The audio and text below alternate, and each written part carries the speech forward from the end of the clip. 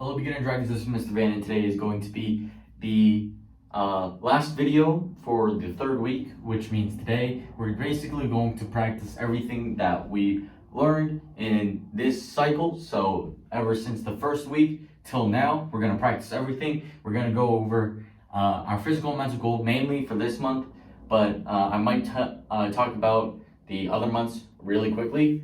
We're also going to be doing a warm-up, and then I'm probably not going to be doing a warm-up in a time lapse like I usually do, because this video is probably going to be really lengthy, and I don't want to add anything that might be unnecessary. Even if it's 30 seconds, that 30 seconds is probably 30 seconds too long. So I'm going to tell you what warm-up I would usually do, or what I would do if I wanted you guys to do a warm-up. Of course, you guys can do a warm-up if you guys want to get your blood pumping, stuff like that. But if you guys don't want to, I'm not going to force you guys to. But anyways, so we got our physical and mental goal. Then we are going to be doing our warm-up / me telling you guys, if you guys want to do this warm-up, you guys can. Or if you guys just want to do your own warm-up, you guys can do whatever you want. I'm not forcing you guys to do any sort of warm-up that is going to be improving your karate skills. So you guys could play a game of basketball for all I care.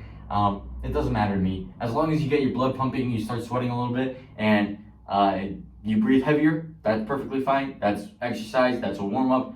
Perfect in my book.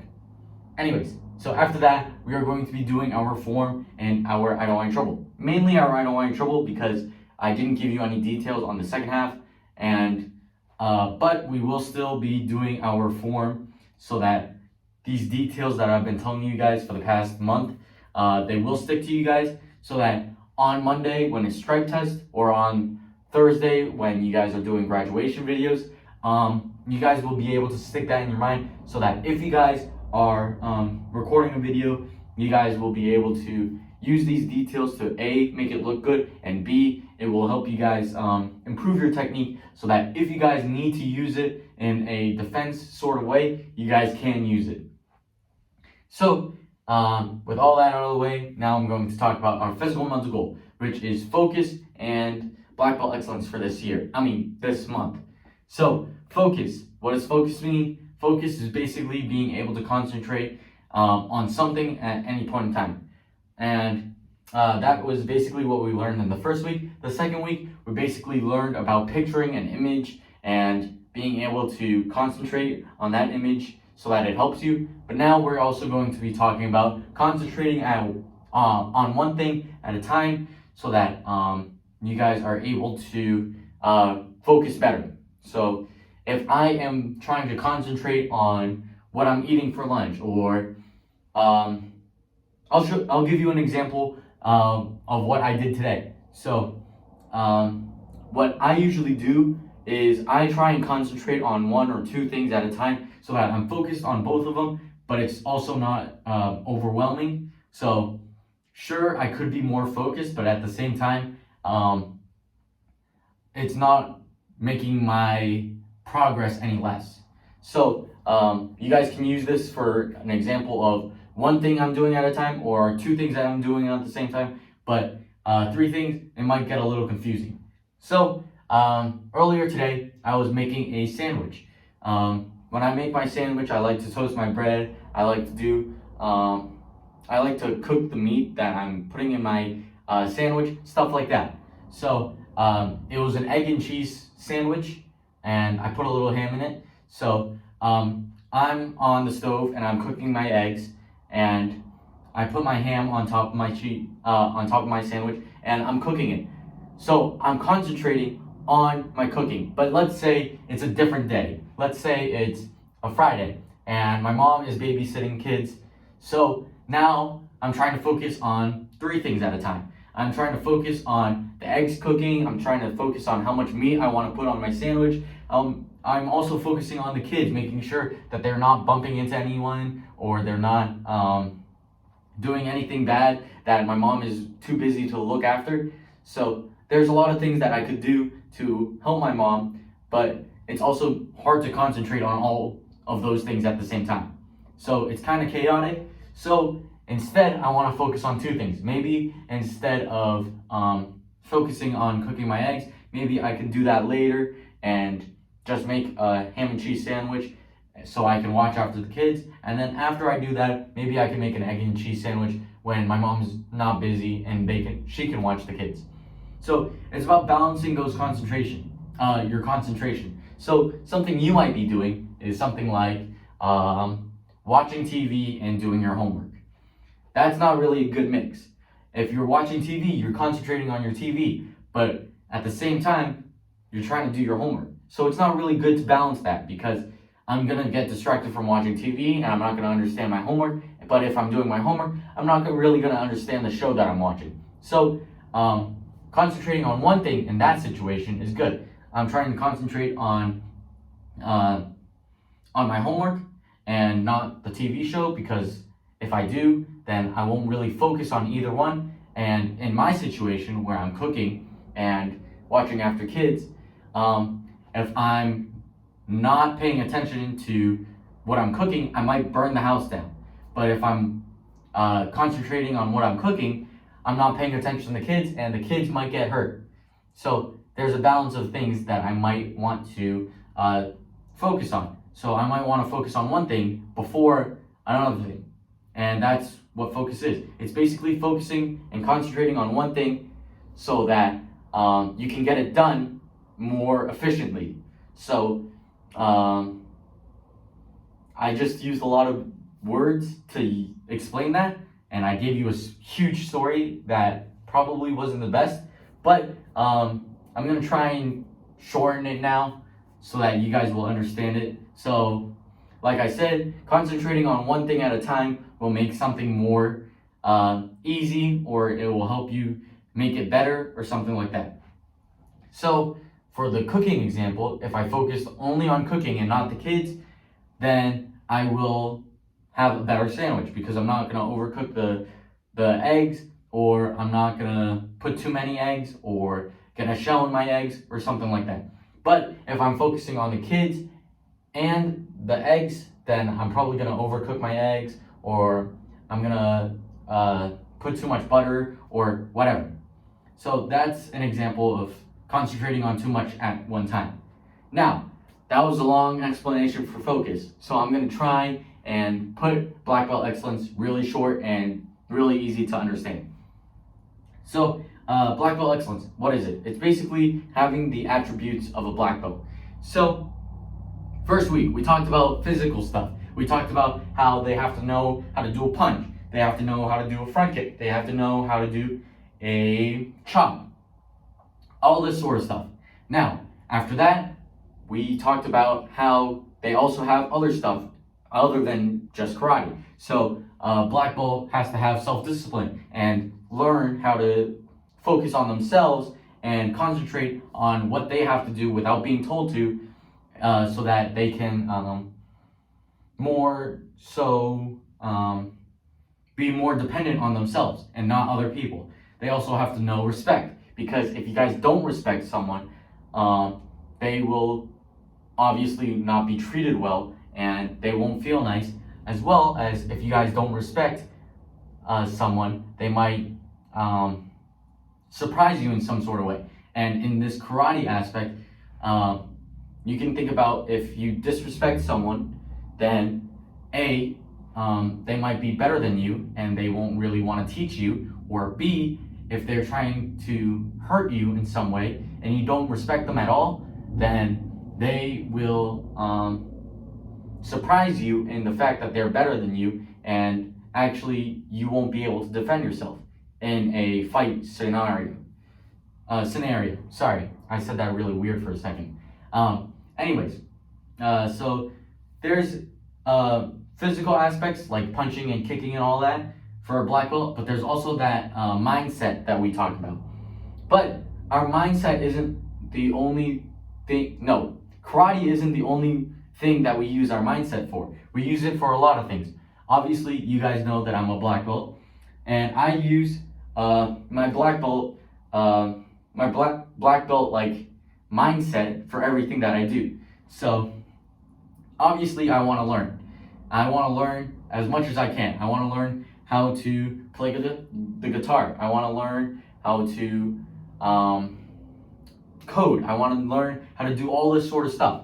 But I use my black belt mindset to do this sort of stuff. So one thing that a black belt has is perseverance, not giving up. If someone wants to do, if someone wants to learn how to play guitar like I do, then if they don't have perseverance, they're gonna give up after they don't know how to play one note.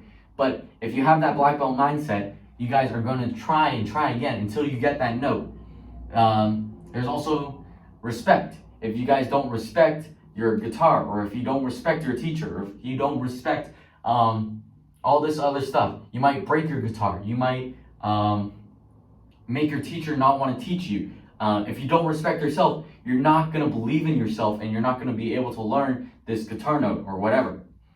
Same thing with anything in life. Let's say I want to learn how to play basketball, and I want to learn how to dribble. If I dribble and I keep messing up, and I don't persevere, and I just give up, I'm not going to learn how to dribble. Stuff like that. You have to apply this mindset of a black belt in everything that you do in life. So, yeah. Now, that was a lot of words. It's probably been a couple minutes now, so I'm going to assume it's been like 8 minutes of recording. But anyway, we are going to be doing a warm-up. So, for our warm-up, I want to do, like I said, you guys don't have to do this warm-up, but since this is going to be a long video, I don't want to just show you guys what to do. So I'm just going to do a warm-up that I would do, and it's probably just going to be one really short thing that I would do over and over until I'm tired. So yeah, so I'm going to show you really quickly what I would do to get myself warmed up for today, but you guys can do whatever you want. Like I said, you guys can play basketball if you want. But anyways, what I would do is I would probably do a couple hops. So hopping up and down or side to side, and then I would run full speed to another side of the yard.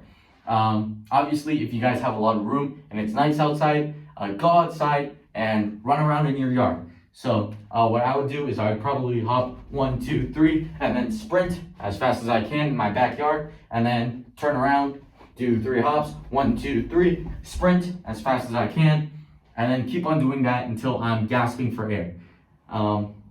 Again, I'm not going to do that for you guys. I don't want you guys to just watch me do that over and over and over again, especially since this video is going to be long. So you guys can do that, or you guys can do a basketball game, or you guys can play catch with your mom and dad, or whatever. It doesn't matter to me. As long as you guys get your heart rates up and you guys are starting to breathe heavily and you're sweating a little bit, that's perfectly fine by me. Go ahead. But now we are going to move on to our form. So again, like I said, I'm just going to do this really quickly as a review, but I'm going to go into depth about the details that I want you guys to know, so that if you guys do have to defend yourself, you guys can defend yourself, especially with these details, because they will help you later down in life, especially if you guys have to defend yourself. Also, what was I going to say? They will, okay, I remember. So these details that I'm giving you also help with your performance. So if you guys are doing a video for graduation, or if you guys are doing graduation live at McCoy's, you guys can do that, and these details will help you guys make it look better and make it more presentable. And yeah, and if you guys want to do this for like show and tell or something at your school, you can do that too. And with these little details, they can help you guys make it look better. So if you guys are doing show and tell or something like that, you guys can do that. But anyways, I'm going to move on. We're going to do your form. So first, we put our feet together, like so. We put one finger up, dragon form 1. Sir. We get into a guard stance. So guard stance, make sure our toe and our heel are in one line with our target, which is the camera for right now. So toe, heel, making sure we're in one stance so that we're in line with our target. So if someone was trying to hit us, we could just block with our knee or something of the sort. We're putting our hands up because that's what we do in guard stances. We put our hands up because we don't want someone to hit us in the head. So put our hands up, make sure that it's tight so that if someone's trying to hit me in the head, I can block it if I want to, or if it's down low, I can block like that, stuff like that. Put your hands up. Anyways, we put our hands up, we do a back fist, and then we do a twist and punch, making sure that it's vertical, because if you guys don't know, vertical means up and down. So making sure that our fist is vertical, because if we punch right in the middle of the chest, you're gonna knock the wind out of someone, and if you knock the wind out of someone, it's gonna make it hard to breathe and they won't wanna chase you. So if you guys need to run away, punch someone right in the center of the chest where the ribs meet. So if you guys can feel your ribs, it's right around here, and you keep on tracking them up. They're gonna meet somewhere, and that is where you wanna punch. So, like I said last week about picturing someone in front of you, that is what you wanna do. You wanna picture someone about your height in front of you, so that when you punch, you're punching them right in the sternum, or the chest, whatever you wanna call it, and you're gonna knock the wind out of someone so that you guys can run away. But anyways, we're gonna keep on moving on. We punch to the sternum, we turn our foot so that it's 45 degrees or towards the corner, and then we are going to do a front kick towards the front. Front kick, bring it all the way back. So when you do that, make sure that you guys are pointing your toes towards the corner so that you have more balance, and you can push off the ground, giving you a little more power as well. I'm gonna add another detail that I haven't told you guys yet, but you wanna make sure that you're hitting with the ball of your foot. So I'm gonna come up to the camera really quickly. The ball of your foot is right here, so right under your big toe. And you do that because there's a smaller area on your foot, which means there's a little less part of your foot that's hitting the target. And if you use that and you use more muscle power, you're gonna use more power towards them, which makes it hurt more. So that's a lot of physics stuff that I'm learning right now in school. But basically, if you hit with a small area and you hit really hard, it's gonna hurt a lot more. So make sure that you hit with that small area right under your big toe. So turn your foot, front kick, bring it all the way back. Now I'm gonna turn to the side so that you guys can see what I'm doing. We hug our head and then we fall down, butt, side, and then slap the ground like so. We do 2 side kicks, 1, 2, and now I'm gonna turn back to the front so that you guys know what I'm doing. We take a knee so that our left knee is up and our right knee is down. We do 2 cat's paws. Sorry, I'm swallowing my spit for some reason. Cat's paw, cat's paw. So cat's paw, making sure that we hit with the bone, like so. We get into our guard stance, like that. Again, making sure that we have our toe heel line with our target. Touch down, going past their knee, so that if someone is trying to hit us in the back of the leg, or trying to hit us in this general area, we can block it, instead of if I went like this and someone hit me in the back of the leg, I'm gonna miss.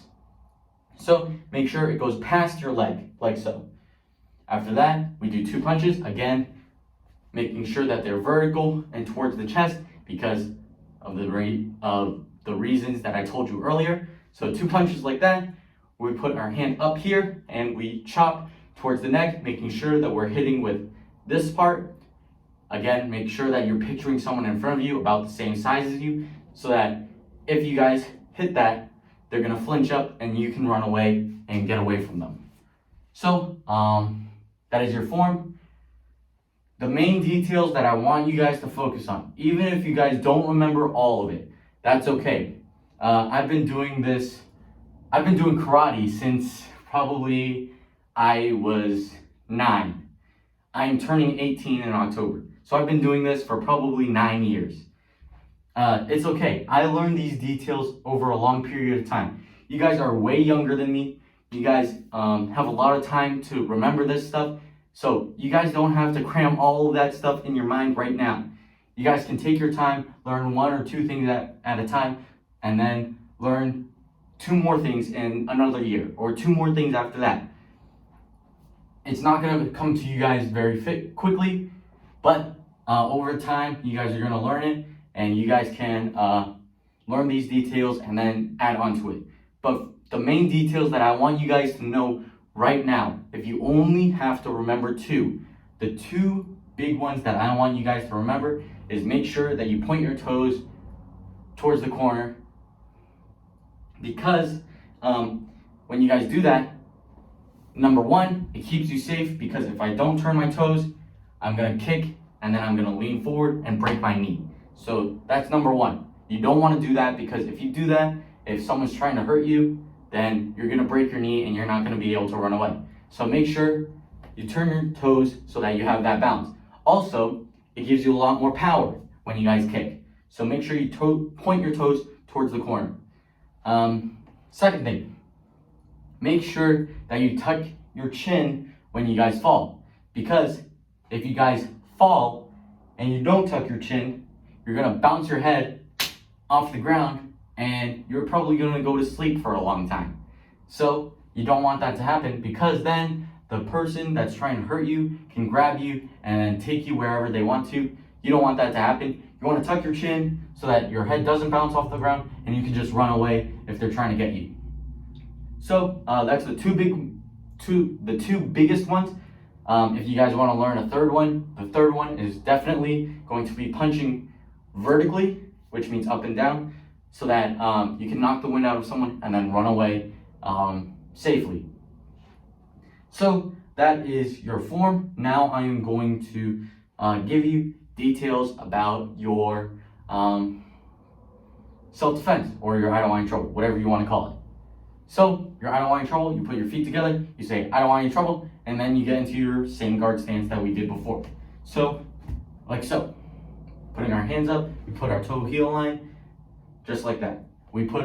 Then we do an up block punch, making sure that our hand is towards us and not away from us, because if you do that, you're exposing all the nerves inside of your arm, which if you get hit there, it's gonna hurt a lot, because there's a lot of nerves, which means you're really sensitive at those spots. So if you hit there, it's gonna hurt a lot. So make sure that you're blocking with not the inside of your arm where it's all squishy. Make sure it's either the outside or on the actual bone. So just like that.